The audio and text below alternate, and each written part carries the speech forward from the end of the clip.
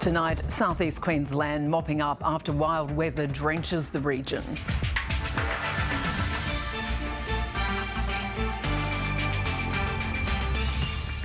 Shock revelation, the pilot involved in last year's SeaWorld chopper crash had cocaine in his system. Nearly 50 killed by a powerful earthquake in Japan. Rescuers struggle to reach isolated areas. And the hunt for David Warner's stolen baggy greens ahead of his final test for Australia.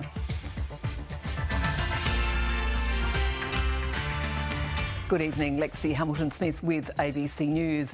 Wild weather has pounded southeast Queensland, with homes and roads inundated and more than 50 people being rescued from floodwaters. Relentless rain smashed communities right across the Gold Coast, Logan and the Scenic Rim before heading north to Brisbane and the Sunshine Coast. ADF troops have been called in to help with the mammoth cleanup. A raging torrent tearing through Mount Tamborine. Shops submerged from the days-long drenching, relentless water gushing into homes. Another 250 millimetres fell in the area overnight. The power of Mother Nature is incredible. So powerful it caught some off guard. Holy crap! That weather turned end of world weather in half a minute. With the heavy rainfalls and the already compromised ground, we're getting landslips and we're getting new tree falls on our road network. Closer to the coast, destruction seen from above. 242 mils fell at Wongawallan. The scale of the damage there is hard to fathom. That was my kitchen. That was my deck, which is now in my lounge room. Destruction in some parts of the Gold Coast and Scenic Rim and Logan. I've certainly never seen anything like it before. Rivers and creeks are still rising, and so is the danger. Swiftwater crews have had over 20 rescues in the last 24 hours, with over 50 people requiring rescue. Dangerous surf, closed beaches, theme parks shut too for the third time in a week. The threat's now shifted north to the Sunshine Coast, where some braved the conditions. Rain, hail or shine, play cricket. Whopper Dam at Yandina is overflowing. Roads and bridges are underwater, a close call for this driver. Police towed her car out of floodwaters at Buderim. Exhausted SES crews are still staying positive. This is what we train for, and this is what we do. SEQ Water is monitoring dams across the region. Releases are being considered. About 50 Defence Force personnel and high clearance vehicles will be sent to help with recovery efforts on the Gold Coast, the Scenic Rim and here in Logan. They'll be on the ground from Thursday. Much of the southeast facing one mighty cleanup just 2 days into 2024. Simon Cullen, ABC News, Gold Coast. South of the border, communities are facing their own flooding emergency. Flooding has now eased in the northern rivers, but not before cutting off a number of communities and damaging homes. The impact has been greatest in the Tweed region, where the conditions have been testing the resolve of residents still recovering from severe flooding nearly 2 years ago. Despite countless warnings from the SES, this still happens. A driver ploughs through a flooded creek near Kyogle, avoiding disaster by a matter of seconds. The occupants of that vehicle, extremely fortunate. The footage shows very clearly what did happen as soon as they left that bridge. The bridge was washed away. It's been a wet start to the new year in many parts of the Northern Rivers region. The heaviest falls were recorded near the Queensland border. In the 48 hours to 9 o'clock this morning, parts of the Tweed Valley received more than half a metre of rain, with the heaviest falls recorded at Numinbah and Limpenwood. Further south at Kyogle, more than 100 millimetres fell over 24 hours. The deluge led to 115 calls for assistance to the SES, including 28 flood rescues. Many of those needing help were campers in the Tweed catchment. The situation at the campground was pretty bad, so we decided better to go home. But once we came through the town here, we had to stay here because we couldn't go anywhere. Those in the village of Talgum were isolated by floodwater for much of the day, but by mid-afternoon conditions had eased and roads reopened. But with the catastrophic events of 2022 still painfully fresh for many locals, even minor flooding can be traumatic. The community is reeling. Obviously, they only just got their road open out at Tulgum about 6 weeks ago, after nearly 2 years of having it closed. While more rain is expected on the state's far north coast this week, the Weather Bureau is not predicting any heavy falls. But things can change quickly, and thunderstorms are always a possibility at this time of year. Bruce McKenzie, ABC News, Lismore. It's been revealed the pilot killed in the SeaWorld helicopter crash a year ago had traces of cocaine in his system on the day of the accident. A scientist believes the traces were so low it's unlikely to have impacted his motor skills, but investigators say it's not known whether the drug's side effects, which can include fatigue, depression and inattention, affected the pilot's performance. For those who witnessed the shocking mid-air collision, memories are still vivid. Shock like I've never had before. It just didn't look real. It was like something out of a movie scene. 4 people were killed when the 2 SeaWorld helicopters crashed over the Gold Coast Broadwater estuary. Pilot Ashley Jenkinson, Sydney mother Vanessa Tadros and British couple Ron and Diane Hughes died. 3 others were critically injured. Now, a year on, an interim report into the crash has revealed Ashley Jenkinson had traces of cocaine in his system. A forensic pharmacologist has told air crash investigators the traces of cocaine were so low, it's unlikely the drug was taken within 24 hours of the accident and wouldn't have impaired his psychomotor skills. The Australian Transport Safety Bureau is looking into the personal and operational stress the pilot was under in the months leading up to the incident. Humans we know are susceptible to miscalculations, to not following procedures, and they're the sorts of things that we are very keen to understand. As part of the investigation, a 3D animation of the moments leading up to the fatal crash is being created in Germany. So that we can see exactly what was likely to be seen or possible to be seen by both the pilots. Sean Pringle remembers how excited the passengers were before the Joy flights and the aftermath inside the terminal. A lot of screaming and people demanding answers, and obviously we didn't have any answers. So it was pretty horrible.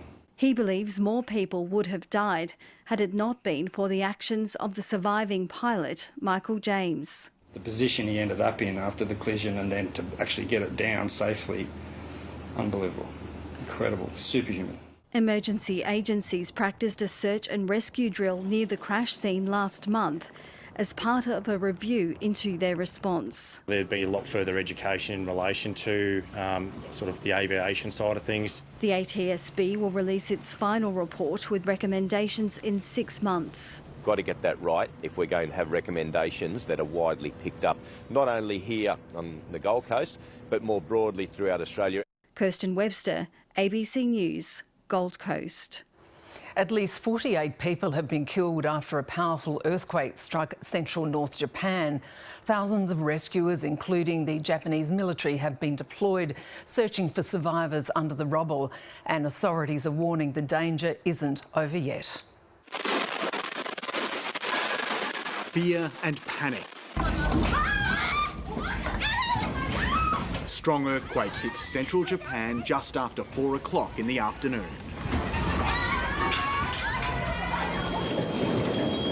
In this newsroom, journalists hide under their desks while a cameraman carries on filming. People are trapped under the rubble. Buildings have collapsed. Some areas have been completely wiped out. In Ishikawa, the epicentre of the quake, officials were overwhelmed by the number of people calling for help. The force of the magnitude 7.6 quake was felt in this underground car park. Are you all right? Foreigners and tourists caught up in the chaos. People crouched and took cover in train stations. At shrines, shocked worshippers had a narrow escape. Japan is used to earthquakes on this scale, but there hasn't been one this strong since the devastating 2011 quake and tsunami, which killed more than 18,000 people. There are fewer casualties from this earthquake, but there's still great concern Thousands have been left without power, with fires tearing through buildings. Many were shopping when the earthquake struck. Authorities have warned that more aftershocks could follow. Tremors were felt hundreds of kilometres away here in the capital. Across the country, thousands spent the night in shelters, worried about what may be coming next. Nuclear power plants have all reported that the situation is normal, but for a country that's been ravaged by earthquakes many times before, people here are not taking any chances. Residents were ordered to leave for higher ground as tsunami alerts were issued. They were later downgraded, but people have been warned not to return to their homes, with more potentially dangerous waves expected. People trapped in buildings should be rescued as soon as possible before the buildings collapse. I have ordered self-defence forces to get to the disaster-hit areas immediately. Japan's meteorological agency has warned of the risk of landslides. Roads have already been cut off and emergency services are battling to reach disaster zones. The Japanese military has been deployed, the government promising to get help to where it's needed as soon as it can. Jake Sturmer, ABC News, Tokyo. An Australian serving with the Israeli army has been killed while fighting inside Gaza. The 32-year-old reservist was called up for duty after the October 7 Hamas attack and is the first known Australian to die inside Gaza since the war started. Lior Sivan didn't choose a career in Israel's military but was called up for duty on October 7. After weeks inside Gaza, the combat officer was killed when the tank he was captaining came under Hamas attack. My son, without hesitation, came out to shoot at the terrorist, but it was an ambush. He saved 7 of his soldiers by this heroic act. Yo, dude! Yeah, dude! The mechanical engineer was a father of 1 with another child due next week. At his funeral, friends and his wife spoke of Lior's sense of humour and warm personality. I can't imagine our lives without you, but I promise to do everything to be a family that still loves life and laughs. Lior, you were a person who drew people to you like a magnet, whether it was because of your impressive height and you being so handsome, or whether it was because of your captivating personality, charisma, and the self-confidence that you radiated. Lior Sivan was born in Melbourne and moved to Israel as a young child. His father says his son wasn't a fighter, but wanted to protect Israel's survival. And even though my son loved life, creation, nature, and peace, he saw as a very important task to defend the country and the people. Lior is buried next to 2 other Israeli soldiers who've also died since October 7. On his grave, a memorial stone reads, "We will remember and we will win." Australia's Department of Foreign Affairs has offered its condolences to Captain Sivan's family. Alison Horn, ABC News, Bet Shemesh in Israel. Home ownership is now even more out of reach for many Australians, with double-digit price surges in several states for 2023. Experts are predicting interest rate relief this year, but also more price pain for first home buyers. The property market boomed last year, even though interest rates were at a 13-year high. I've been in real estate nearly 40 years and I haven't seen anything like this before. It's quite unusual. The real estate agent wants $1.4 million for this 2-bedroom flat, and it might just get that thanks to growing interest from cashed-up investors. There's a shortage of properties on the market, and therefore, because of the higher demand, the prices have been rising. The numbers for 2023 are now in, and the rises for the year ended at more than 8% across Australia. That has pushed up the price of the average home to around $750,000. Perth, Brisbane and Sydney jumped the most, while Adelaide, Melbourne and Canberra rose as well. Hobart and Darwin were the only capitals where prices dropped. I would imagine 2024 is going to start with a slowdown at the high end of the market in particular. But this trend might be short-lived. Once we get a stronger signal that a cash rate cut is on the horizon or the cash rate actually goes down, that would start to stimulate more demand. Our base case is no more rate rises in Australia, and we expect the first rate cut to start in September. The average home now costs more than 8 times the standard annual income. So it's a pretty difficult time for people trying to get into the housing market currently. Saving up for a deposit is also difficult when rents keep going up. Nationally, they soared by more than 8% in 2023, which was adding to even bigger increases in the previous 2 years. Apartment rents have been going up the most. Unless there's a substantial change in household composition or a dramatic drop-off in overseas migration, you would expect that rental demand to stay very high. Making this year likely another tough one for low-income households and a good one for cashed-up investors. Amelia Terzon, ABC News. A Queensland truck driver charged over a horror crash that killed 2 train workers in South Australia has been released on bail. 75-year-old Kevin Maxwell Pearson was charged with causing death by dangerous driving after the crash on New Year's Eve. His truck collided with a freight train close to the New South Wales border, causing several carriages to derail. Mr Pearson's lawyer told the Adelaide Magistrates Court his client has been a truck driver for more than 50 years. He's due to face court again in April. Researchers say they've made a breakthrough in type 1 diabetes treatment, which could end up replacing the need for regular insulin injections. The research published by Baker Heart and Diabetes Institute scientists shows they've rewired existing pancreatic stem cells to prompt them to produce insulin. The potential treatment achieved using 2 existing rare cancer drugs could be viable for children and adults and will now move to a pre-clinical stage. That therapeutic pipeline requires funding for life-changing type 1 diabetes research, which is leading the way to better treatments, prevention, and one day a cure for type 1 diabetes. A pilot study has revealed that exercise has significant benefits to quality of life for children with cerebral palsy. It's the most common physical disability in childhood, with around 600 children diagnosed in Australia every year. Scarlett Holiday was rarely involved in sport. Now, she can't get enough. It was really amazing just to watch her be so free. The 11-year-old has taken up the para-sport, frame running. So that put a bit of a fire in her belly, so yeah, it was really good. Do you love frame running? Yeah. She was only introduced through a pilot study. It's a study to look at how frame running, which is a new para-athletics event, can help support the health and well-being of children and young people with cerebral palsy. Young people with the condition are likely to experience breathing difficulties and have an increased risk of respiratory infections, and into adulthood have a higher risk of dying.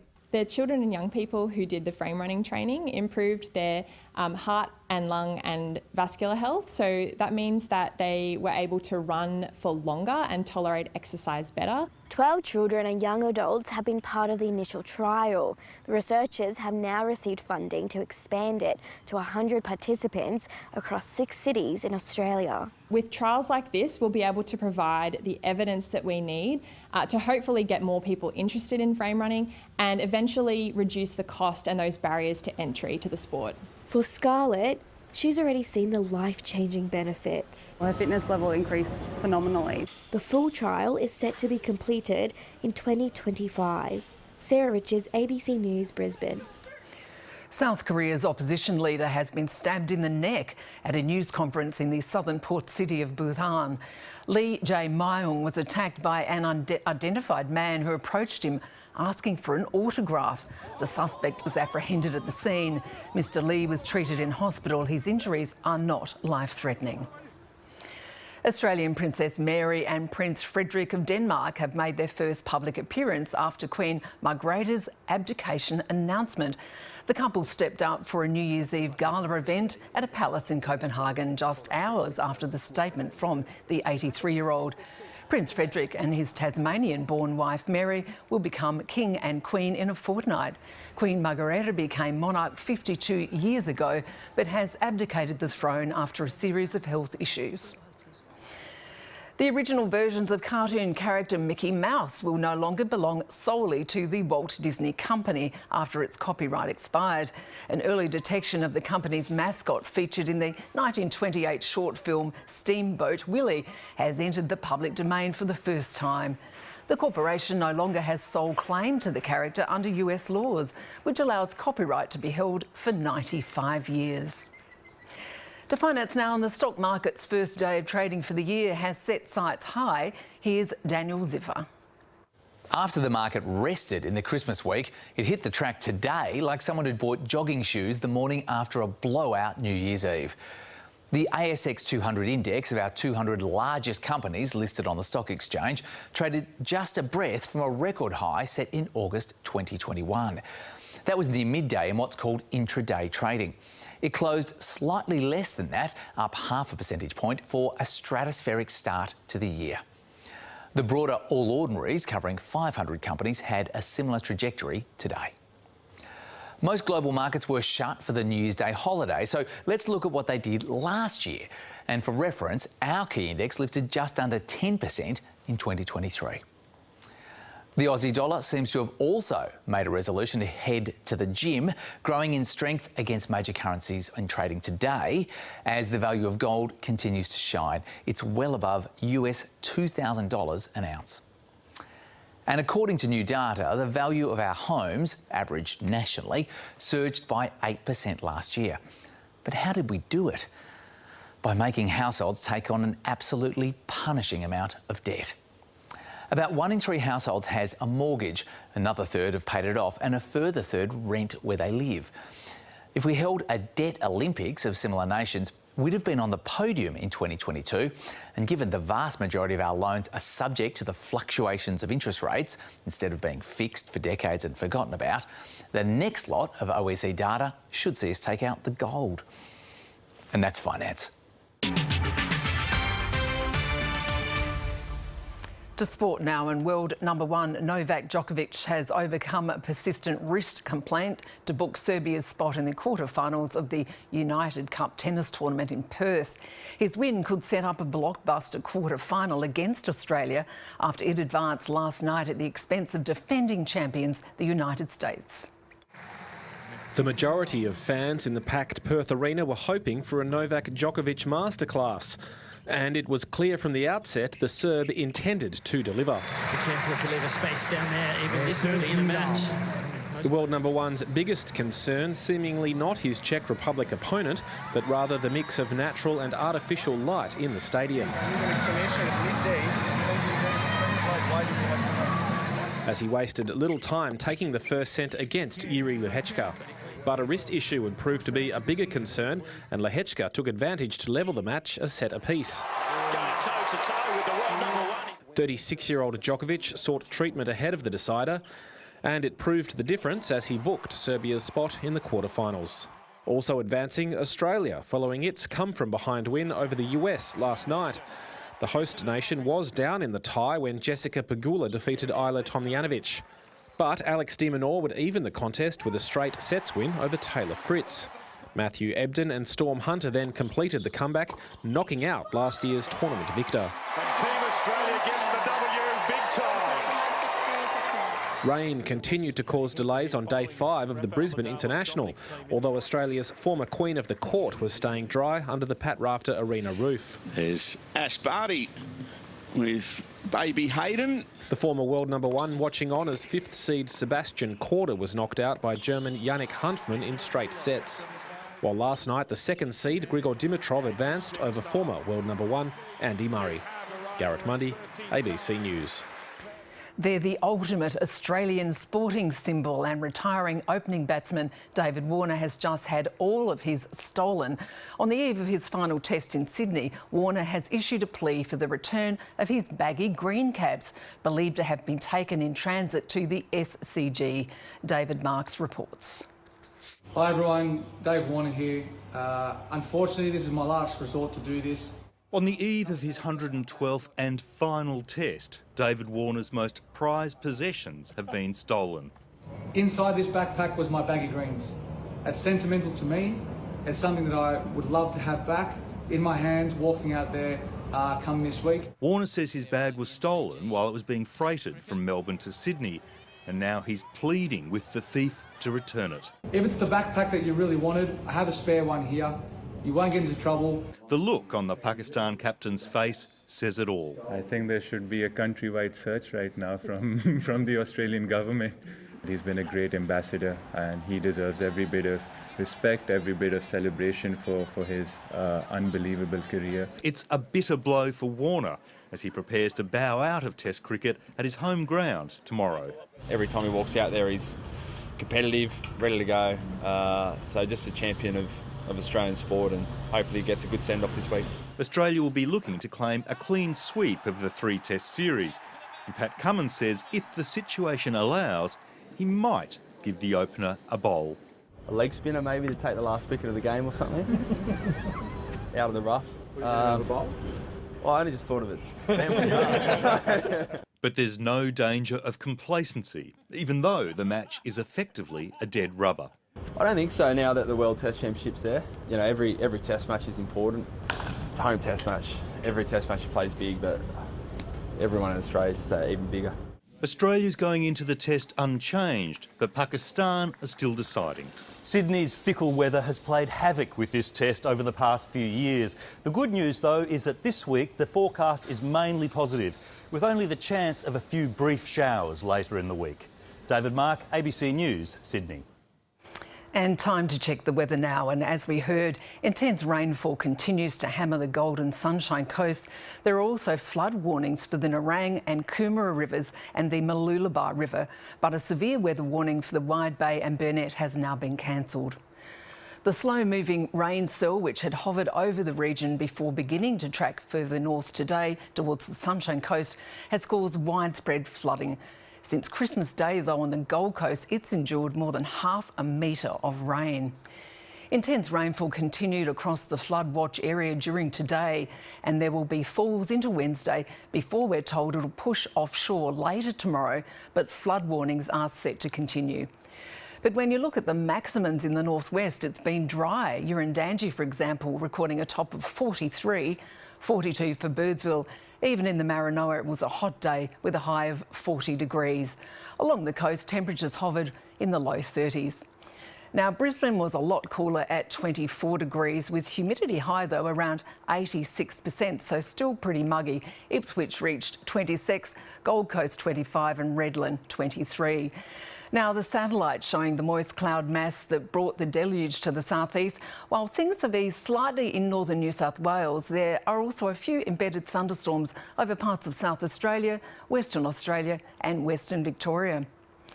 On the chart, troughs are continuing to trigger heavy showers and storms for eastern Queensland and also down in Victoria's south. But there is still a lot of heat up north, with severe extreme heat wave conditions now declared. Now, interstate, looking around the country tomorrow. Canberra stormy and 28, similar weather for Melbourne 29, partly cloudy for Sydney, Adelaide and Perth. Alice is hot and dry at 43, Darwin 34 with a storm pending. Photo-wise, we wanted to share this amazing image from Larelle showing a storm front and sunset over the Leichhardt Range southwest of Ayr. And lots of colour here with Nature's Light Show ahead of the New Year's Eve fireworks we just enjoyed at Southbank. Thanks so much, Petter. Keep them coming.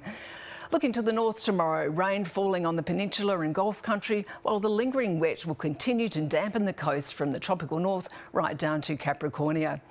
Inland, those hot and dry conditions will push the mercury up to 47 in Birdsville, storms and 39 for Thargomindah, and partly cloudy day from St Lawrence right down to Miles. On the Downs, Dalby, sunny standout, a top of 33. Partly cloudy for the rest of the region, 34 in Gayndah, while along the coast the troughs will continue to bring some rain. Brisbane, just a 30% chance of showers, possible thunderstorm too with a high of 31, 32 for Ipswich and Beaudesert. Logan, we will expect a top of 31. On the Bay, let's look at the showers are possible, winds south to southeasterly 15 to 20 knots, reaching up to 25 knots in the early morning, seas around 1/2 metre. And looking ahead, gloomy outlook continues for both Brisbane and for Ipswich. And that is all the news for the moment. Thanks so much for your company. We'll keep you up to date on our website, but for now, take care. Good night.